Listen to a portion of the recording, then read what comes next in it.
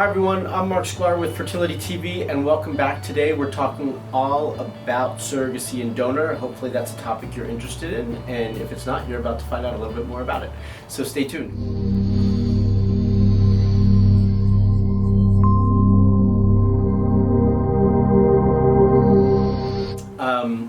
Welcome back to Fertility TV. I'm Marc Sklar, and today I have two guests from Care Surrogacy, Laura and Yvonne, and they're going to be giving us all the information, the 411 if you will, on surrogacy and donor.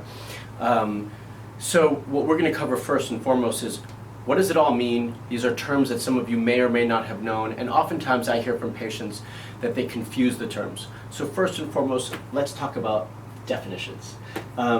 Who'd like to tell me a little bit about what the actual definition for a donor is and what the definition for a surrogate is? Well, of course. We could start with a donor. Well, okay. First of all, hello. Thank you for having us here. Yeah, it's my pleasure. So we can start with donor. Who would be a donor? A donor would be a person that, regardless of the genetic material, by genetic material we could be talking about an egg, meaning an oocyte, or a sperm, would be the person that would be providing that genetic material for a third party in order to conceive or to perform their reproductive assisted procedure. Okay, great. Said in other words, it would be a person that would be providing anonymously or openly the biological factor for the process in which we will going to create the embryo. Excellent. And does Care Surrogacy work with both male donors and female donors, or just the female egg donors?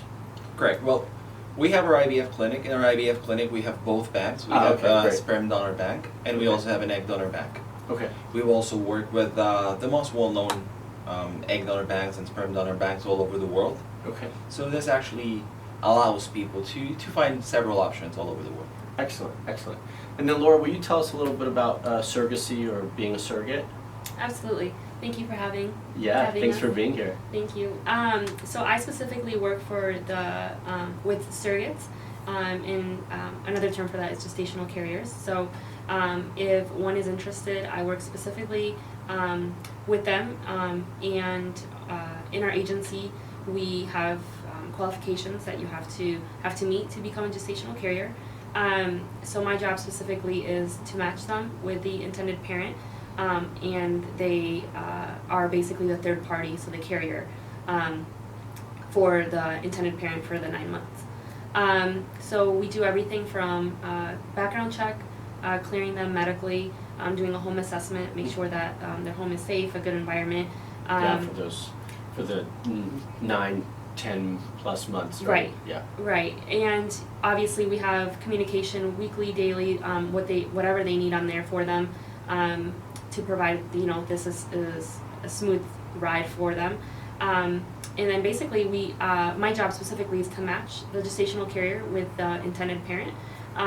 So if they meet each other and it's a good fit, then they can move forward with each other, and then that's when the contract is made. Awesome. Great. So if I understand correctly, and for everyone watching out there, the donor would be if you're having maybe egg quality or ovarian reserve issues, and you need an egg to then carry, to be fertilized and then carry to term, then that might be one service that you might utilize. Also, if on the male side of things, if they have poor quality sperm, or they're not producing any azoospermia, then that might also be another resource on the donor side of things. And then if there's a problem with the uterine environment, if the uterus is not hospitable for implantation, there's maybe recurrent pregnancy loss, and there's multiple factors and reasons why that might happen, then we might need a surrogate to help carry to term what the fetus or the baby, but that still could be your genetic material, just be carried by somebody else. Exactly. Right? Awesome. So at what point in the whole process, I know this varies for everybody, would they reach out to your company or to someone if they're looking or need help and assistance with donor or surrogate? Anytime they can reach out to us. We do have consultations, either in person.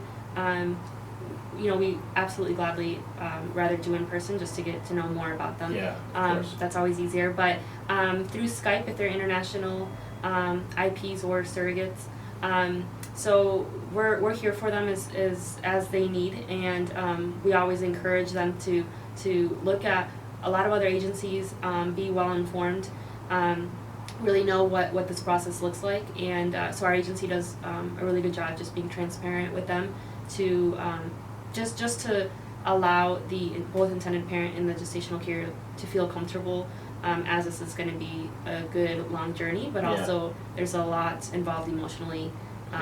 So there's a lot of commitment on both sides with this sort of process, so everyone needs to be comfortable.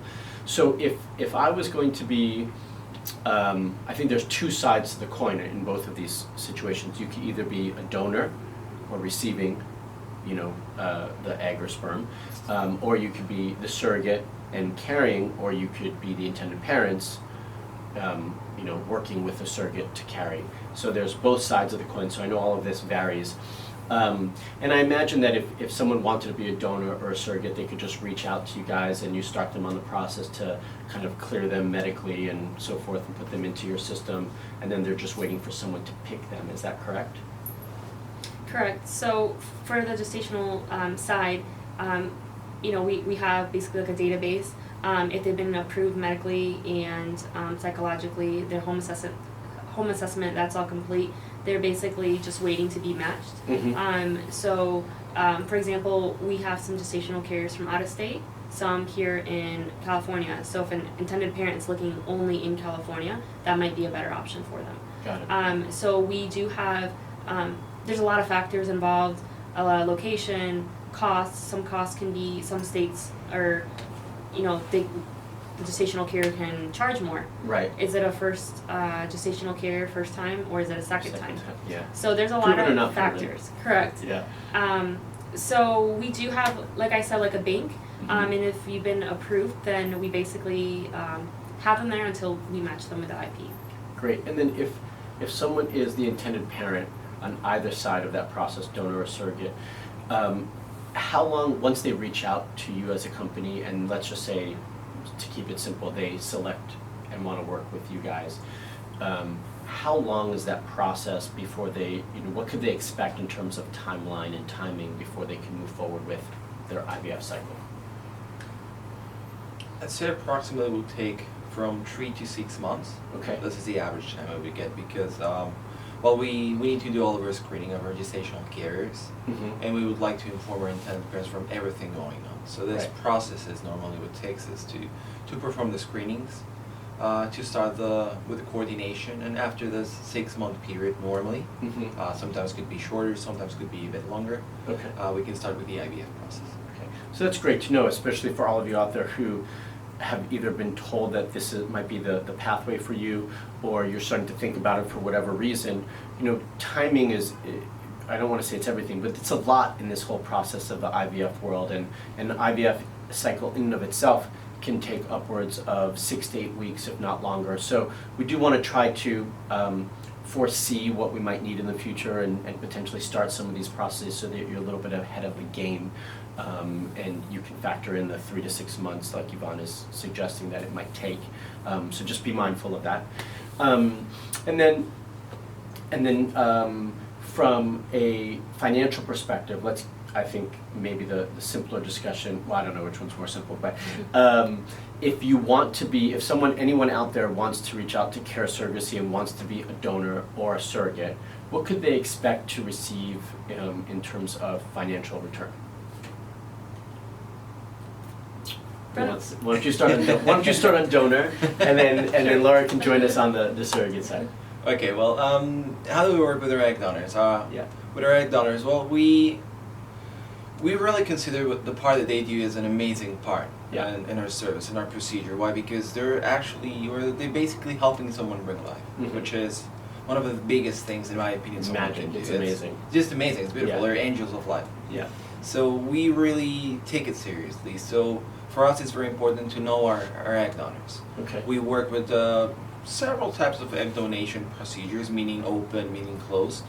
For us, it's very important that the intended parents and also the egg donor or the sperm donor would know what's the destination, what will happen next. Right. Why? Because we want to stay focused on the details, and some of those details would be considering the welfare of the child. That at some point, perhaps when that child is 18, he has the right to know who the egg donor was, who the sperm donor was. So what we're trying to achieve, what we're trying to find in our company is to find people that is aware of this regulations, this laws, of what's going to happen in the future, so they would know what's coming, what's going to happen after, what's going to happen in a few more years. Also, in order to provide those babies that are born through assisted reproductive techniques with us, the opportunity of actually obtaining those rights.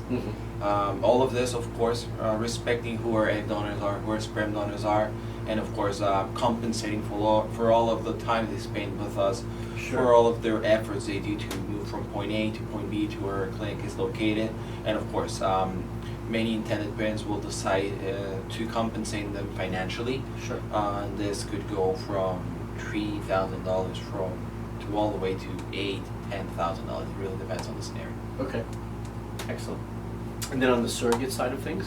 So the surrogate side, there's a lot of different factors. If they've been a first-time gestational carrier, or second, or a third, obviously there's more compensation if you've done this before. So that's a factor. This is just a quote, but we can go anywhere from $30,000 to $55,000 in compensation. That is also depending on if there's twins, multiple embryos have been implanted, all the medical procedures. So it can vary. We definitely like to quote more so, I guess, on the higher side, just in case, to be safe. And also you got to factor in if the gestational carrier is out of state, then the flight, the cost, the travel accommodation. So that would be our estimate. Okay. And can I interrupt you real quick? Does that include that estimate? Does that include medical costs, or is that just what the carrier would receive? That would include medical costs. Okay. Yes. Okay. And then, Sorry to interrupt. This would only include the compensations paid to the gestational carrier based on the medical costs. Procedures such as the IVF, the egg donations, they're separate. But for, let's just say, the 10 months of carrying the fetus or multiples, OB visits and prenatal care and so forth, is that calculated into that cost, or is that separate also? It is calculated. It is, okay, great. And if someone has, does insurance factor into this at all? Yes. Either way. Well, insurance is a very, very big part in this process. It's Okay. one of the biggest parts in this process. Why? Because the insurance could be the difference between having a $100,000 surrogacy procedure against a $180,000 procedure. Got it. Why do I mean so? Well, the insurance. The first thing we will have to know is if your insurance, being a gestational care, will cover the procedure, meaning will cover pregnancy. In pregnancy, obtained through assisted reproductive techniques, because not all insurances will cover it, right? Now, once that we know that there's an insurance that will cover it, well, the first thing we will have to pay attention to is if it will actually cover all of the OB/GYN appointments for the gestational carrier. Of course, the gestational carrier, she will feel comfortable with her doctor. She will have a doctor that she would normally be attending, probably attended since years ago. Yeah. Someone that she trusts. So we'll have to know if actually that person would be able to be paid by the insurance. If this is possible, then the intended parent would be saving all of this appointment payments that would be happening every couple of weeks, every 3 weeks, maybe even every couple of days, depending on each pregnancy. Each pregnancy is different, so there's no way for us to know what will happen at the end. Now, once that the baby is born, the insurance is also very important.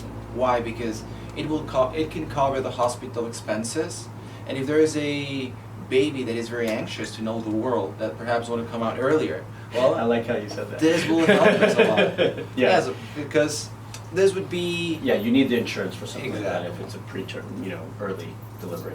It can be very stressful financially in case Sure. you have not hired insurance. Yeah. Great. Yeah, I would imagine that insurance would play a big role if it covers things, so that's good to know. And one thing I want to point out to everyone, and I don't know how everyone feels. I have a feeling you guys feel the same way. But when we bring up this topic, we don't bring this up so that if someone out there is thinking to make a little bit of extra money, that they might choose being a donor or a surrogate.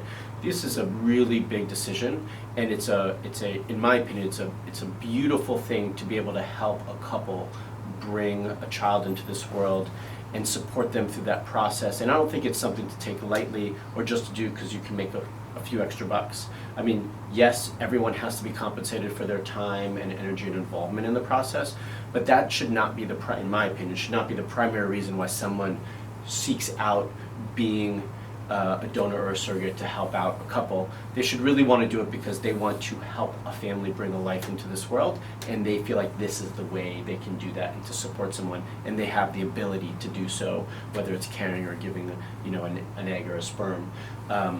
Because long term you're going to have a big connection with that couple, theoretically, maybe even know them depending on the situations. And so I think it's important that that gets mentioned. It's a wonderful service. I've had plenty of patients over the years who've needed it, who have had it, and who have been so thankful and grateful to have had that opportunity to bring that on. I will say, and you guys can comment on it in a second, but I know that with this process it brings up a lot of questions for couples. How will I feel if I wanted the baby to be our genetic makeup, and it's somebody's egg or somebody's sperm or both, and I don't know how we would feel about that. And then I also hear, I always wanted to carry a baby and feel what that was like, and I'm not going to have that opportunity, and I don't know how I feel about that, right? These are all valid questions that I think deserve some time spent on them as a couple, also with a therapist, to go over it and review those things, because these are not things to take lightly. I can tell you from all my patients who have gone through either one of these options, I can tell you first and foremost on the donor side that they typically always feel after the baby is born, they very rarely think about the fact that the baby was a donor. That's not their genetic makeup. Once you start parenting and raising the child, that baby, for all intents and purposes, is yours. So I don't think that they think about that often. It comes up because at some point, they may or may not want to tell the child, but in general, I don't think they think about it that much, even though prior to that, they do. Oftentimes I hear them think, well, what other people think if the baby doesn't look like us? Mm-hmm. I will tell you that often that doesn't really come up very much. And then, from the donor side of things, it's, do we want it? For me, it all depends on how much a parent wants a child, right? There's no right or wrong answer, but yes, you're not going to be able to carry to term, and yes, and it's an expensive process. But if in the end you really want to have a family, grow a family, and raise children, that might be the best option for you. And in the end, there might be nothing wrong with that. You just hopefully made a nice lifelong friend in the surrogate, and we see what happens. So they often also compare it to adoption, right? Well, if I was going to do this, why shouldn't I do adoption? And what I can tell everybody is that one of the biggest factors here that I can tell is that you're oftentimes with adoption, you don't have the opportunity to adopt a newborn, and also you don't know or can't control the environment, whether it's the uterine environment, fetal environment of the surrogate, their prenatal care, or the health of the embryo and sperm and so forth. So in this case, you find out a lot more information about the parents and hopefully have some influence on their health when they're being a surrogate or so forth to help guide them a little bit. So I do feel like those are different options, but certainly very similar options that someone needs to entertain. Any thoughts on what I was just saying, and how do you guys feel about that? I think you were right on with what you were saying about, this process isn't lightly, and there's a lot of questions, and a lot of people have their own opinions, but it really does come down to how, some people, this is their last option. Mm-hmm. Maybe they don't want to adopt, or maybe they've considered it, but it's definitely really, really important, and I think it's important also to be really knowledgeable about it, talk to a lot of people that are in the field, get questions answered, and then just really see if this is the best option for you. But you know, in doing this, I've seen a lot of great things happen, and it really is amazing once the child is born.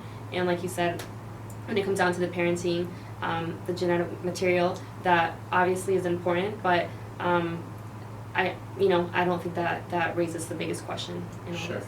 Yeah, nature versus nurture. Yes. Right? A little bit of both. Yep. Well, hopefully that was informative for all of you. Do you guys have any last things you want to add or comment on? Well, perhaps I would just like to add how beautiful this is. The part of what we do really for a job, it's not really a job. What we do is really something that we enjoy. The fact of being able to wake up every morning knowing that we're going to help not just someone, but an entire family, just someone to create something, to achieve something that they were not able to do before. Mm-hmm. And the thing is, this is not us, this is not Care, this is really joint adventure, I would say. This is a person who is only interested in help and doing something for someone else and providing for someone else, which could be a gestational carrier, a surrogate mother, someone that will really put someone else first before herself in order to help. I mean, there's nothing as selfless as this. There's nothing as human as this, because the need, the desire of a person to help another person, this is what really keeps us together, keeps us here. Now, an egg donor is someone that's doing same part as a gestational care, perhaps working in a different way, Mm-hmm. but as well creating life, helping another couple that perhaps for X or Y reason they're not being able to have a family anymore. So I'd say that we are really thankful to know that we are surrounded by these people, these amazing people, which is willing to help others achieve their dreams, achieve their family. And I'd say this is the reason why we're here, and we just love it. I just love it. Well, thank you for sharing that. I think it's important that everyone watching hears that and understands that. I think all the work that you guys do is amazing in terms of helping families grow and bringing children into this world, and hopefully wonderful children into this world. So I can tell you, I appreciate that. I'm sure your clients do, and hopefully everyone out there does as well. So thank you so much for sharing that information and being here with me today. I brought Laura and Yvonne here from Care Surrogacy on purpose because, one, they're here in San Diego, so it's easy for me, but two, because their company does amazing work. If you have any questions, want to speak to them just about your options, what that might lead to, you still have more questions about surrogacy or donor on either side of that support system, then please reach out to them. All their information is listed below. There's a link to their website, and you can talk to them directly, and they can help guide you and answer all your questions. So hopefully that helped you guys bring more clarity to the process. Thank you so much for watching Fertility TV. I'm Marc Sklar, and if you want more information about us and how we can help you, then subscribe to our YouTube channel, where we share all sorts of videos and informative information for you guys. And if you want special information straight to your inbox, then subscribe to my newsletter. You can find all those links below, and we'll see you at the next one. Thanks. Are you looking for more information on how to improve your fertility? Tips, useful information, how-tos, words of encouragement? Then you need to be part of my community. You can sign up for my newsletter right here.